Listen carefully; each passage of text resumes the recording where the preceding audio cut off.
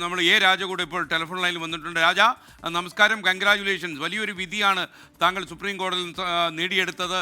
ഈ വിധി വന്നു എന്നറിയുമ്പോൾ, പ്രത്യേകിച്ച് താങ്കൾക്ക് പട്ടികജാതി സ്ഥാനാർത്ഥിയായിട്ട് മത്സരിക്കാൻ അയോഗ്യതയില്ല, താങ്കൾക്ക് MLA ആയി തുടരാം, എല്ലാവിധമായ അവകാശങ്ങളും പുനഃസ്ഥാപിച്ചു. ഇത്തരമൊരു സുഖകരമായ വിധി വരുമ്പോൾ താങ്കളുടെ ആദ്യ പ്രതികരണം എന്താണ്? സുപ്രീം കോടതി വിധിയോട് വളരെയേറെ സന്തോഷമുണ്ട്.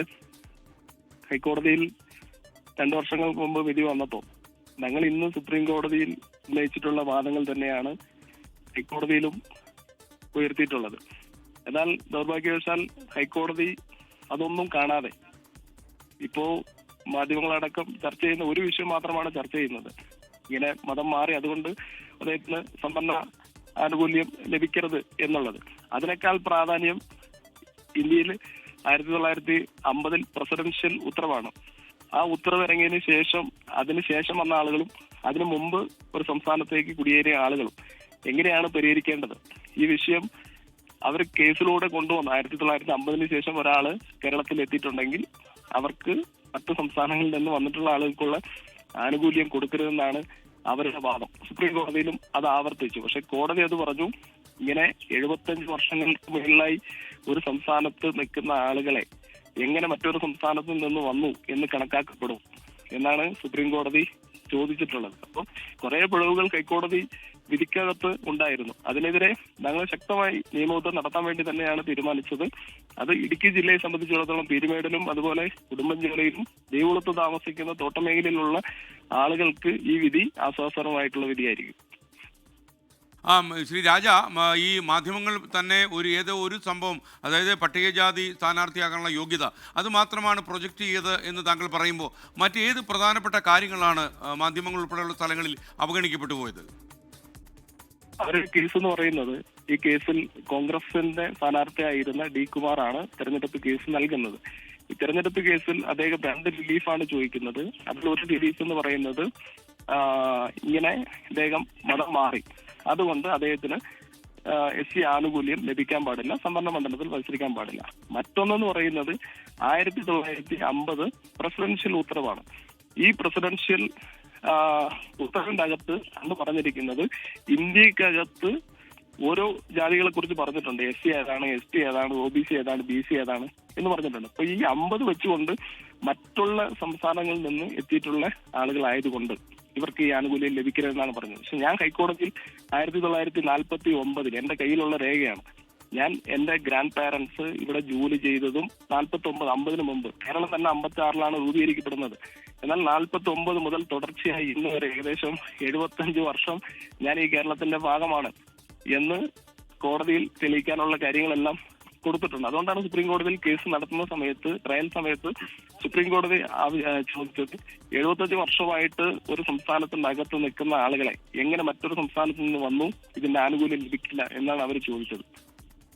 പക്ഷെ ഇത് ഞങ്ങളൊരു നിയമയുദ്ധം നടത്തി ഈ വിധി വന്നതിന് ശേഷം, ഇപ്പോ 2 വർഷങ്ങൾക്ക് മുമ്പ് വിധി വന്നപ്പോ ഈ മേഖലയിലുള്ള പല ആളുകൾക്കും സർട്ടിഫിക്കറ്റ് ലഭിക്കുന്നതിന് വലിയൊരു ബുദ്ധിമുട്ടുകൾ ഉണ്ടായിരുന്നു.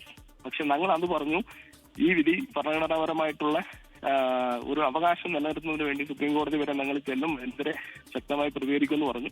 ആ വിധിയാണ് ഇപ്പോൾ സുപ്രീം കോടതിയിൽ നിന്നും ഉണ്ടായിട്ടുള്ളത്. ഈ സുപ്രീം കോടതി ഈ വിധി പ്രഖ്യാപിക്കുമ്പോൾ ഇതിനിടയിൽ ഹൈക്കോടതിയുടെ തീരുമാനത്തിൽ പിഴവുണ്ട് എന്ന രീതിയിലുള്ള സൂചന കൂടി നൽകിയിരിക്കുന്നു. അപ്പോൾ താങ്കളുടെ വാദഗതി ഹൈക്കോടതിയിലും ശരിയായിരുന്നു എന്നാണോ വരുന്നത്? ഞങ്ങൾ ഉന്നയിച്ച വാദം ശരിയാണ്. ഹൈക്കോടതിയിൽ വെളിയിൽ വന്നിട്ടുള്ള ഈ കേസിന്റെ ഒരു വിധി വരുന്ന ദിവസം ഞാൻ നിയമസഭയിൽ പങ്കെടുക്കുകയാണ്. നിയമസഭയിൽ പങ്കെടുത്തുകൊണ്ടിരിക്കുന്നു. സാധാരണ ഒരു കോടതി ഒരു ഇലക്ഷൻ കേസൊക്കെ കൈകാര്യം ചെയ്യുമ്പോൾ ആ ദിവസം, വിധി പറയുന്ന ദിവസം മാറ്റിവെക്കും. പക്ഷെ ഈ കേസിൽ ഉണ്ടായിട്ടുള്ളത് ഫർദർ ഹിയറിംഗ് എന്ന് പോസ്റ്റ് ചെയ്തിട്ട് ഞാൻ നിയമസഭയിൽ നിൽക്കുമ്പോൾ വിധി പറഞ്ഞു. എനിക്ക് എന്ത് ചെയ്യണമെന്ന് പോലും അറിയാത്തൊരു അവസ്ഥയിലേക്ക് ഞാൻ അന്ന് മാറി. പിന്നീട് വിധി വായിച്ചു കഴിഞ്ഞാൽ വാദി എങ്ങനെയാണ് കേസ് കൊടുത്തത്, അവരൊരു ആർഗ്യുമെന്റ് നോട്ട് കൊടുത്തിട്ടുണ്ട്. ആ ആർഗ്യുമെന്റ് നോട്ടിൽ പറഞ്ഞിരിക്കുന്ന കുറെ കാര്യങ്ങൾ ആ വിധിക്കകത്ത് വന്നിട്ടുണ്ട്. പക്ഷെ ഞാൻ ആർഗ്യുമെന്റ് നോട്ട് കൊടുത്തിട്ടുണ്ട്, ഞാൻ തെളിവായി കോടതിയിൽ കുറെ കാര്യങ്ങൾ കൊണ്ടുവന്നിട്ടുണ്ട്. അതൊന്നും ആ വിധി വായിച്ചു കഴിഞ്ഞാൽ മനസ്സിലാകത്തില്ല. അതുകൊണ്ടാണ് ഞങ്ങൾ സുപ്രീം കോടതിയിൽ ഈ വിഷയങ്ങളൊക്കെ ഉന്നയിച്ചുകൊണ്ട് ഞങ്ങൾ അപ്പീൽ ബോധിപ്പിച്ചപ്പോൾ തന്നെ കോടതിക്ക് അത് മനസ്സിലായി. സുപ്രീം കോടതിക്ക് വാദം കേൾക്കുന്ന സമയത്ത് തന്നെ അത് മനസ്സിലായി. ഇത്തരം തെരഞ്ഞെടുപ്പ് കേസുകൾ എന്നും നിയമപരമായും ചരിത്രപരമായും ഒക്കെ പ്രധാനപ്പെട്ടതാണ്. പട്ടികജാതിക്കാർക്ക് സംവരണം ചെയ്ത മണ്ഡലത്തിൽ ക്രിസ്തുമത വിശ്വാസി മത്സരിക്കുന്നു എന്ന രീതിയിലാണല്ലോ ആരോപണം ഉയർന്നത്. അപ്പോൾ ഈ എന്തായാലും വിധി താങ്കൾക്ക് അനുകൂലമായി വന്ന സാഹചര്യത്തിൽ ഈ വിധി നമ്മുടെ പ്രത്യേകിച്ചും നമ്മുടെ ഈ കേസിൻ്റെ ചരിത്രത്തിൽ എത്രമാത്രം പ്രധാനപ്പെട്ടതായിരിക്കും?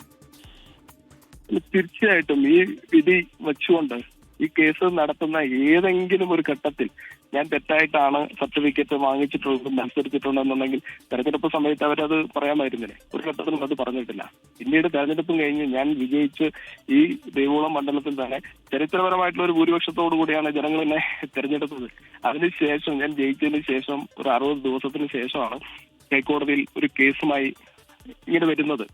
ഇങ്ങനെ വന്നു കഴിയുമ്പോൾ ആരോപണം ഉന്നയിക്കുന്നു. ശരിയാണ്, ആരോപണം ഉന്നയിക്കണ്ടേ, പക്ഷെ ഉന്നയിക്കുന്ന ആളുകൾ അത് തെളിയിക്കണ്ടേ? കേസിൽ പറഞ്ഞിരിക്കുന്ന പ്ലീഡിങ്സ് അനുസരിച്ചല്ല തെളിവുകൾ അവിടെ കൊണ്ടുവന്നത്. 10ഓളം സാക്ഷികളെ കൊണ്ടുവന്നു. 10ഓളം സാക്ഷികളെ കൊണ്ടുവന്ന് ഏതെങ്കിലും ഒരു സാക്ഷി എനിക്കെതിരെ അവിടെ പറയട്ടെ. ഒരു സാക്ഷി പോലും എനിക്കെതിരെ മൊഴി പറഞ്ഞിട്ടില്ല. മീൻസ് എനിക്ക് അനുകൂലമായിരുന്നു അവർ കൊണ്ടുവന്ന സാക്ഷികളടക്കം. എന്നിട്ടും കോടതി വിധി പറഞ്ഞപ്പോൾ ഞാൻ ഡിസ്ക്വാളിഫൈ ചെയ്യപ്പെട്ടു.